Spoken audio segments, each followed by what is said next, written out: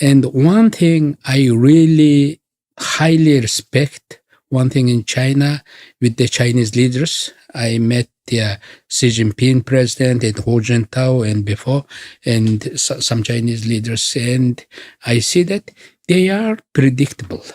If they say something, they go for it. Yeah.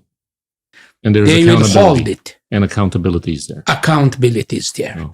I think one of the main belief, one of the main thing why this Chinese Communist Party, this rule, this kind of the political system is so kind of formidable. I think that's the thing. If they say, they do.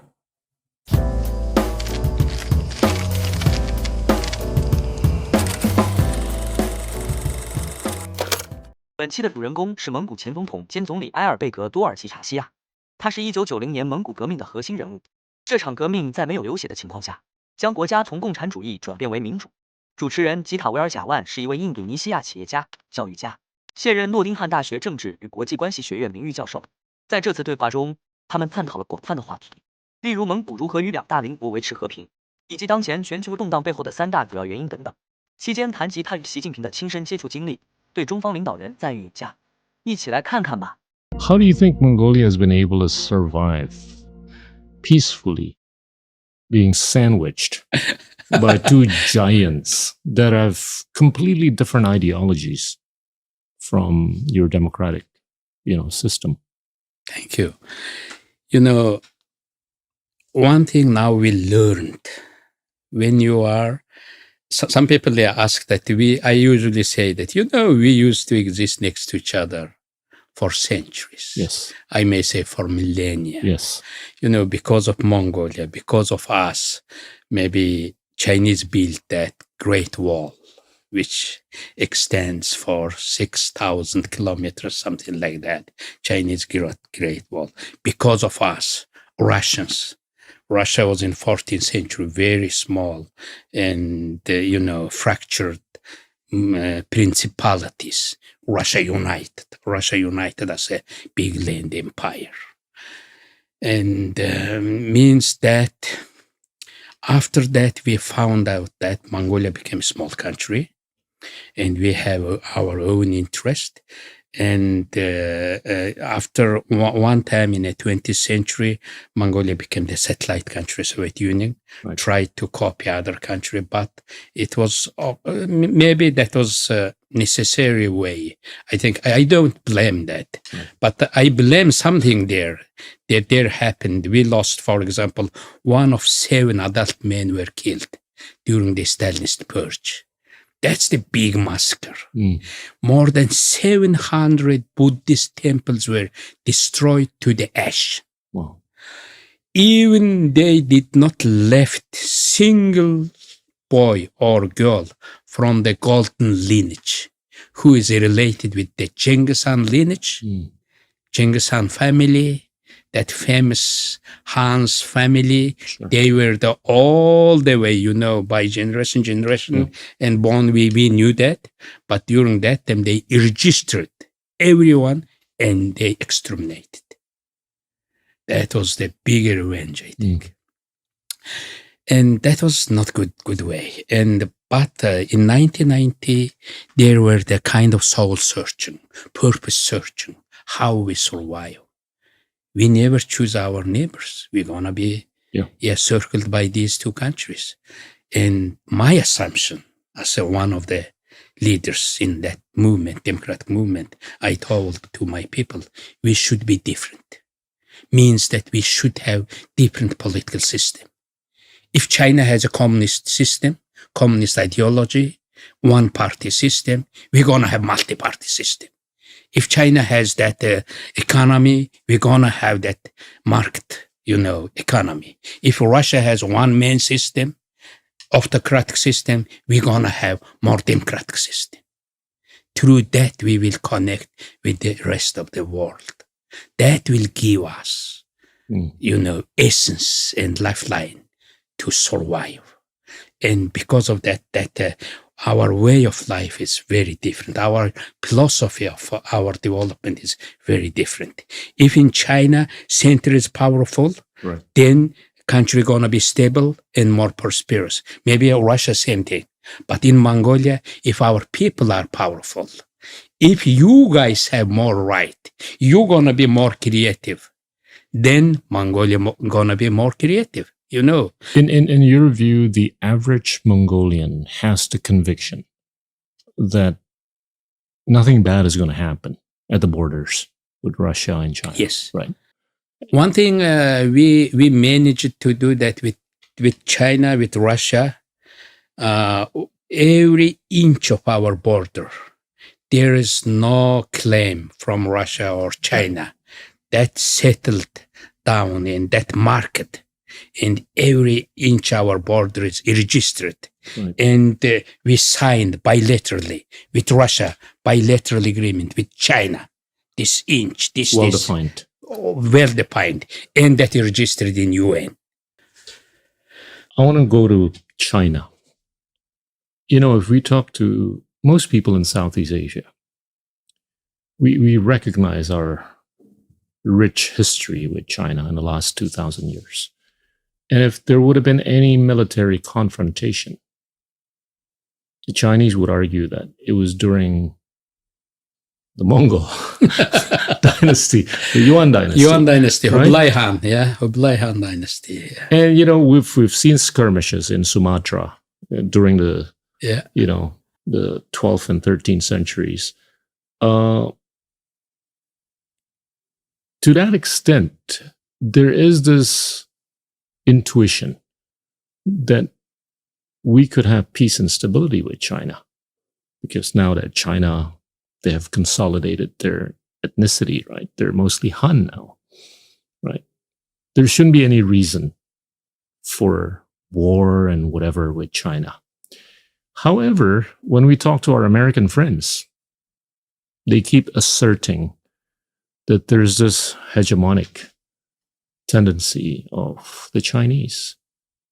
I'm curious as to what your perspective is with regards to this two differing views, you know, I think about China. China has that red line policy, for example, inside their country, for their people, for their enterprises, for their economy, capitalist economy, for their entrepreneurs.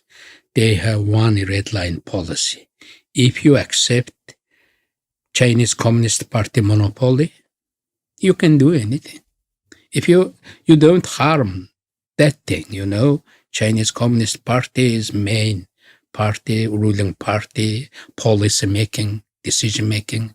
If you not compete with that, you can do what you want. That's the inside of China. Outside of China, if you not harm Chinese interest, they call it core interest. You can be good neighbors. You can be can have good relations. And one thing I really highly respect, one thing in China with the Chinese leaders, I met the Xi Jinping president and Hu Jintao and before, and some Chinese leaders, and I see that they are predictable. If they say something, they go for it. Yeah. Even President Xi Jinping, when he came to Mongolia, he told me that, you know, Mr. President, China will always respect your people's choice, your way of life. And China will always respect Mongolia's independence, sovereignty, and that sanctity of the border, and all those things we will respect. And I asked President Xi, Mr. President, today you're going to make big speech at our parliament. Please mention that to our people. just not between us. And he said that really to Mongolian people. Yeah. And if they say that in China, there is one belief. If our emperor, if our president today said something, they will live up. Yeah. They will pursue it. They will go after it. They will And there's they will accountability. hold it. And accountability is there. Accountability is there. Oh. I think one of the main belief, one of the main thing why this Chinese Communist Party, this rule, this kind of the political system is so kind of formidable. I think that's the thing. If they say, they do. And most of the people believe. That's very important when it comes to your country's relations. What would define a red line with respect to Taiwan for the Chinese? I think in Taiwan issue, when as elders, as a member of the Club de Madrid, Right. and largest prime minister and president's club, and we listen to many experts, and I think there are many avenues. There are many ways to solve, to try to tackle this problem, not only from the Chinese way or American way or forceful unification. That's maybe that forceful unification is just only one way. There are diplomatic solutions. There are expanding those economic relations, human relations. Oh, there are a lot of angles, I think. Yeah. I agree. And we have to try all those things.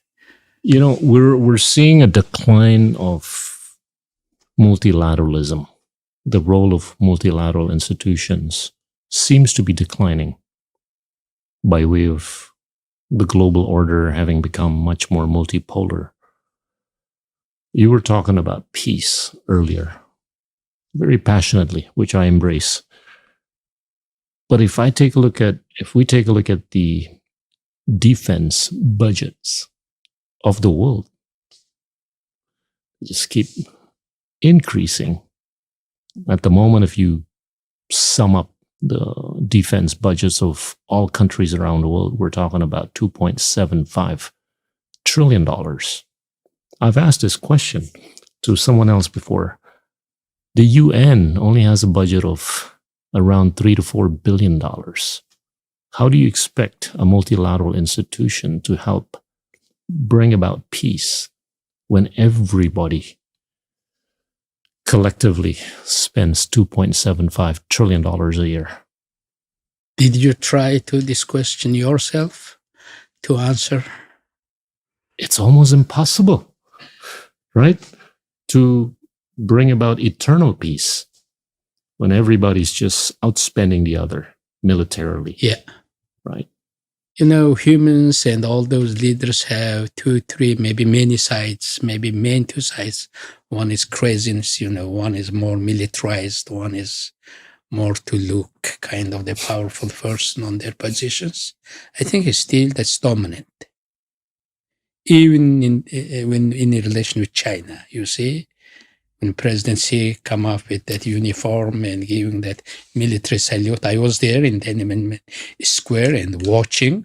And when he go in front of those parade, you know, those military and making that, and every man, every leader has little bit of that, little bit of Genghis Khan, little bit of that military ambition.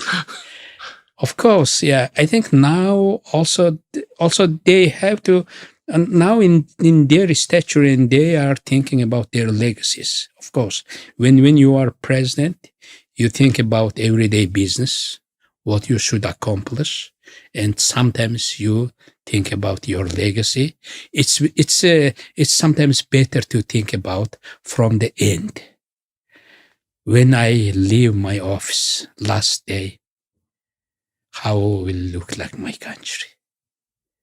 Like Putin or Xi Jinping or American president. They should think about that. World today suffering from three big things.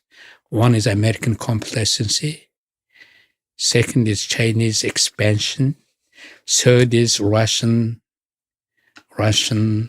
intervention or Russian, aggression. Right. Yeah. And they need to, these three countries, if you are a big country, you have a big responsibility. Big power means big responsibility. And you have to think about that.